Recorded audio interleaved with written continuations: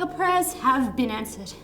In this video, we're going to be painting a custom Sisters of Battle knight for Warhammer 40k.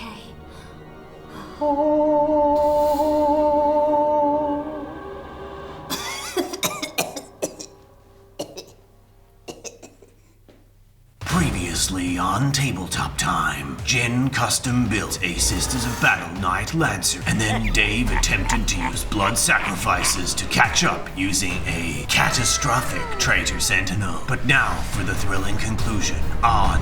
It's Tabletop Time! I'm Dave. And I'm Jen, and I can't wait to show you how I painted this awesome knight. Hello everyone and good morning. Today we are going to be doing the next part of the Sister Knight and I'm super excited. A lot of you left some awesome comments and suggestions in the last video and I'm going to go ahead and try and make some of those changes. I've done a couple of things already which I will show you shortly, but I do have a couple more things that I would like to add before we get into painting. Now the knight itself is looking a little bare bones. Everything was blue tacked on purely for the purpose that I could paint it more easily this time around. Everything's kind of dismantled, it's got all over the place, but I'm really quickly going to do a little bit of green stuffing and add a couple more things that you guys have suggested to the knight before we get down to priming. So let's see what we get up to. So Jen, I saw you pilfering through all of your model supplies over the weekend. You're looking to add some parts to your knight? Yeah, absolutely. Something I really fell in love with the sisters is these little cherubs that they have, and I thought they would look really sick on top of the knight. Now you also got me to set up a couple more 3D prints of some extra candles. What's your plan there? That's right, I got you to print me a butt-ton more candles and in smaller sizes this time. Unfortunately, the file was playing strange with us though, although you actually addressed that later. Well, I was more than happy to help make this knight look even more candly, so we set up a couple of prints. So I also found this really cool wooden base that had been lying around the studio, and I'm not sure whose this is, but I am totally claiming it. Well, it's definitely Jazz's, and it's definitely a plinth for displaying finished models on, sort of like for showcase painting entries. Sure, that works for this project, right? Conveniently, it does seem to be roughly about the size of a knight's base, and as the Lancer already pushes the base as far as it can possibly go, I like this choice. So for the frame, I sprayed everything down with a Chaos Black and then just sprayed over the top with a metallic silver. Once that was all dry, I went over the top with a purple contrast so it would seep into the recesses of the model.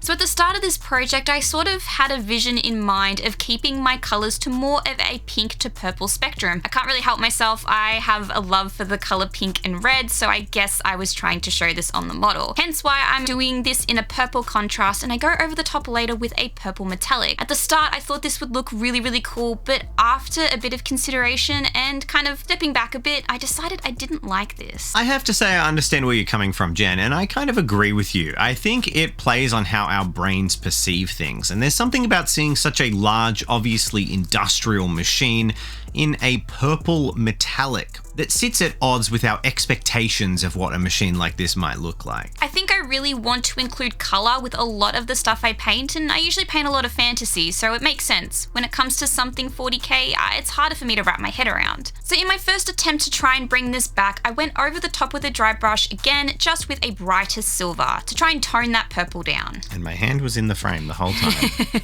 And to break up some of the cables, I just painted these in a matte black and went over the top with a quick dry brush. So at this point in the project, Jen actually came over to me with the model and sort of said, "Hey Dave, I'm not vibing this as much as I thought I would. What can I do to help that?" So I suggested painting some of the other details in a dark brassy color that would play off the gold trim on the armor panels later. This would also help to re-inject a bit of warmth into what was becoming a very cool shaded model. I think it was definitely at this point I could sort of see the changes I wanted to make and really see where this model was going to go. Now I've got a lot more experience painting 40k and certainly painting big industrial tanks and things than Jen does. So I was more than happy to give a little bit of advice on some tips and tricks that I would use to make my machines look a lot better than they're painted. Yeah, I'm cheating. This is cheating. I really like the warmth the gold areas are bringing into the chassis. At this point, I also decided I wanted to add a couple of weathering effects. I grabbed some of the Vallejo technicals we had to add some engine oil, which I actually thought this part looked really good, and I was starting to turn around on the model.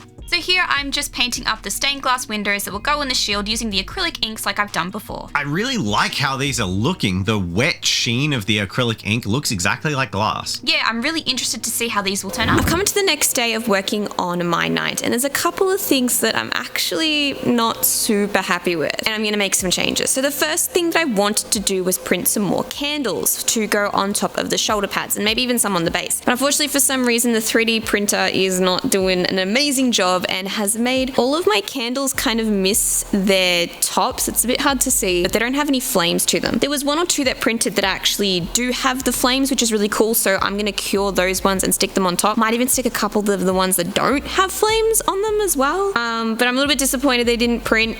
We have another print going as well, but that's okay. I think it'll be better to have them than to not have them at all. But it's a little bit sad. It is what it is, and I'm still pretty happy with how it will look. The second thing I want to do is I'm not super happy with the purple tint I have used for the body of the knight. I thought this would look really cool in retrospect, and now looking at it, I think it strays too far from our martyred lady. So I'm going to cover the entire thing in track wash and pull it back using a woolly doubler, as we always do here in the studio. I think this will really bring it down to a more muddy color, but once it has the panels on top, I think it'll all look really cohesive. I wanted to be a bit bold and do something different by using the purple, but in the end, I think it's not going to work as nice, and I might have to try it for another project that maybe uses the colors a bit better. Either way, we're going to get these candles cured, and then I will take you outside and you will see me do the track wash, and then we'll be back for day 4, maybe day 5, day something. I've lost track at this point, but you'll see more.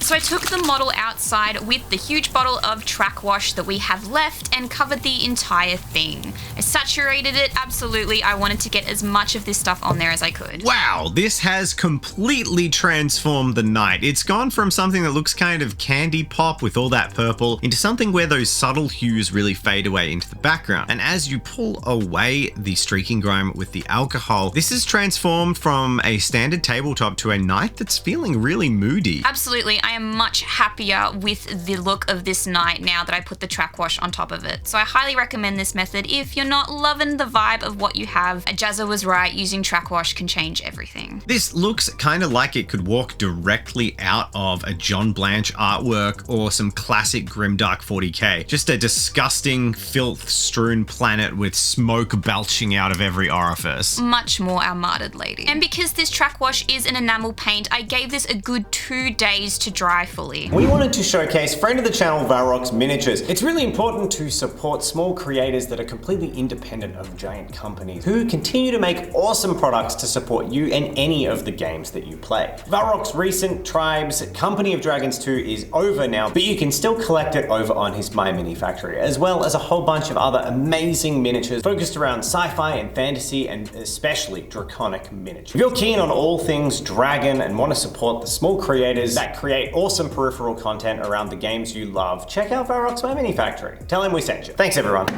I can barely get over how much that shade made all of the things you'd kind of considered to be mistakes completely worth it. The purple undertones actually work now with the track wash bringing the warm and cool together, and I'm loving the dark direction your knight is taking. But we all know what really makes knights and titans pop are the armor panels, so I decided to give airbrushing a red hot go. I really liked the way they turned up on the previous night that we had done, so I wanted to do it for this one too. Yeah, we definitely learnt a lot when we painted the Knight Porphyrion, and it's completely turned around my view of airbrushing, especially for larger models and knights. The mottled effect you get and the gradient on the armor panels of color just looks so gorgeous. So in the original mock-up I had done, our martyred lady comes traditionally in a black, red, white, and a little bit of gold and silver. So I wanted to make the panels red and black. I also wanted to try a little bit of masking, so I did these on the leg panels, incorporating both the red and the black color. I also really like how focusing towards the center of the panel just creates that really cool color shift, and using grays on the black area, I don't know, airbrushing on knights is just golden.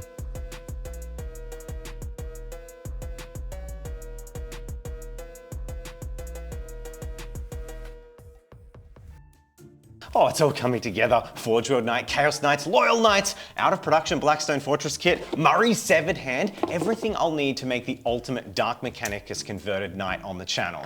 Yeah, that's not happening. Why not? Well, it didn't reach the views that we wanted. 100,000 views. It's like 99,000, right? Had to get them within a month? Yeah.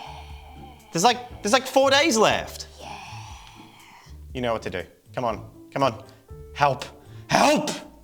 And we're moving on to hand painting and using some metallics for the trim. It's at this point I'm really enjoying this process and seeing where the project is going. Yeah, this is always the part of the process where I find myself test fitting these armor panels again and again onto the knight's frame just because it looks cool and I can see where it's going to end up. Absolutely, there's something really satisfying about doing it. I love gold! And so does the Order of the Martyred Lady, apparently. Yeah, absolutely. I did incorporate a little bit of silver, but I tried to make the gold stand out the most. Once I was done with the metallics, it was time to add just some pops of color. To the top part of the knight, I added in these cream little windows that I'd imagine made out of marble or something like that, and added a cream color to the candles. So when it came to painting the candles on top of the knight, I wanted to make sure that the cream colors I was using was different from each other. To do this, I made sure that one was in a more warmer tone and the other was in a cooler tone. I also knew that the candles would have a light effect to them, so it would drastically change the color that they would be in the end. To really give everything that little bit of extra pop, I went over the top with a dry brush using a white color.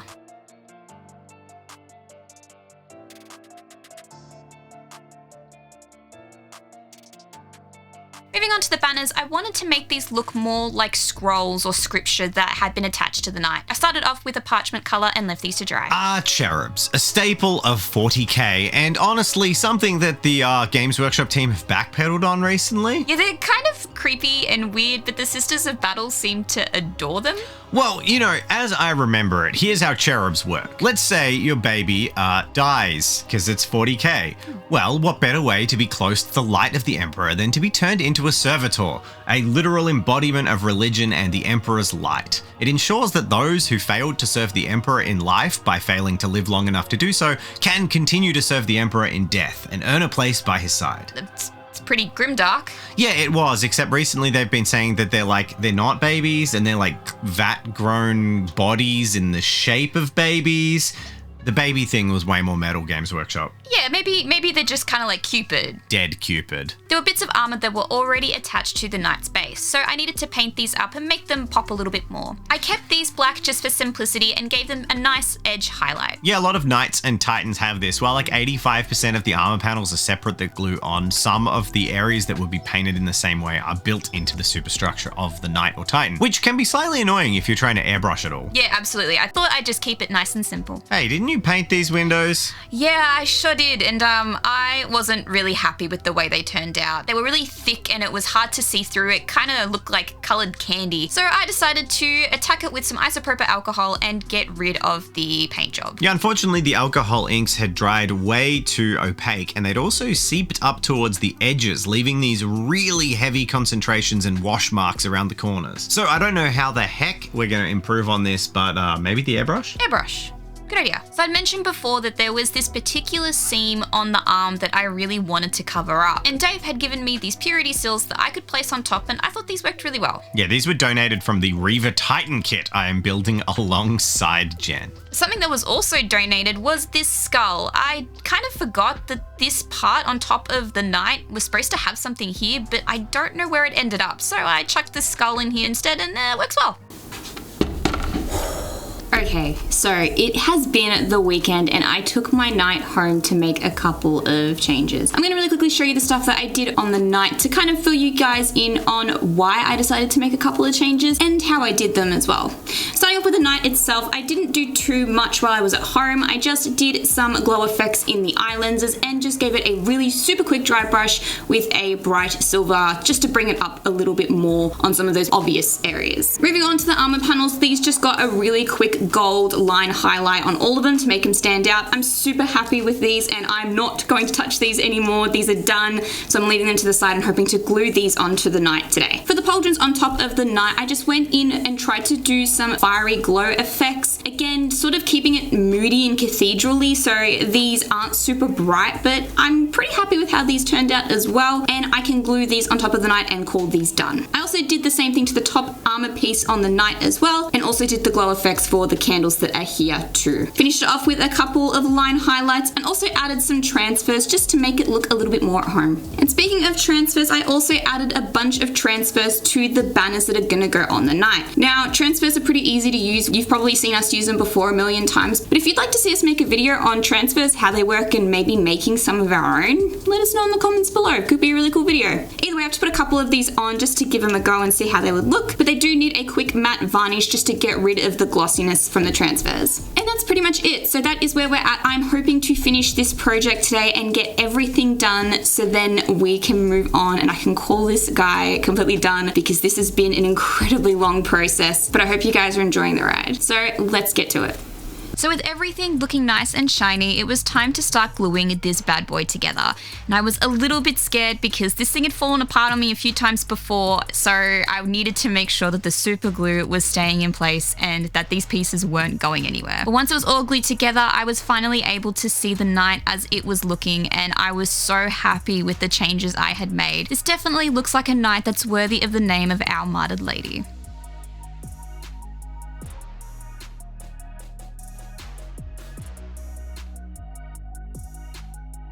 And I couldn't forget about that beautiful base that needed a bit of texture on top of it. Ideally, I'd love to just glue the knight onto this base, but because it's got this glossy texture on top of it, I had to put something on it. So onto basing. Starting off with one of my favorite terrain pastes using the AK Interactive Dark Earth. I also glued on a couple of these really old stained glass windows we had just to tie it in with the theme. Once this was all dried and ready to go, I went over the top with a dry brush with 2 different earth colors and then painted in all of the glass windows. And to tie it all in nicely, I needed to add a little bit of foliage to the base. I wanted the ground to look like something that had been set on fire or burnt recently, so I used a lot of the plants from Gamer's Grass that had the burned word in them. I used different colors, sizes, and textures to really bring the scene to life. I also added a couple of flowers because I always need to add red flowers to any of my sisters' bases. Something about roses and sisters, I think they go together really, really well. It was also time to glue in the cherubs on top of the knight, and I wanted to place these strategically so they would look really good in the silhouette. These guys are pretty cool, and I think they make the knight look even more awesome.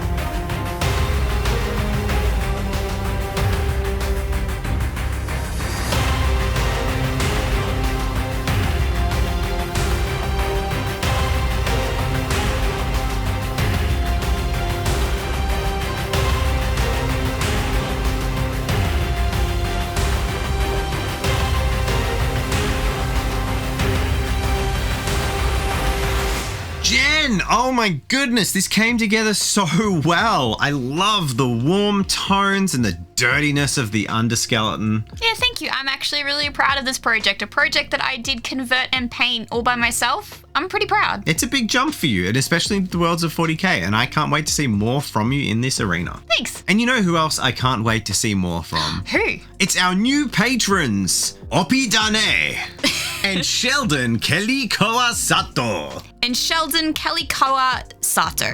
Thanks so much for all your support, and we really appreciate it. We constantly push ourselves doing huge projects, entire night conversions, paint jobs, Titan projects, and all of these things. We do this twice a week. We make a lot of content, and it's because of you that we can have the team that we do making what we make. Well, Jen, thank you for taking us on that journey. Yeah, I think it turned out really well, and I think it was a really good process in learning that sometimes we all make mistakes, but that's okay because we can always use isopropyl alcohol and remove our mistakes. I think when you look at this, it doesn't tell the story of mistakes. It's a really cool model and you've done a great job. And also, no one knows this.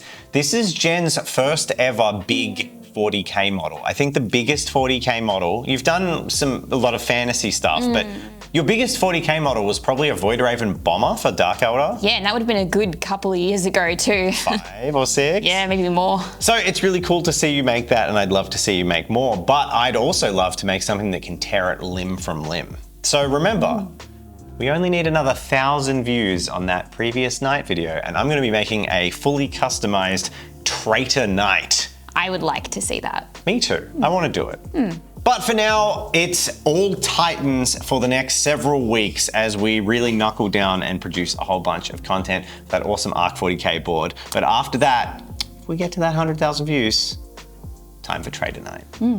Should we go give Murray his hand back? Maybe? You're not gonna eat that? No.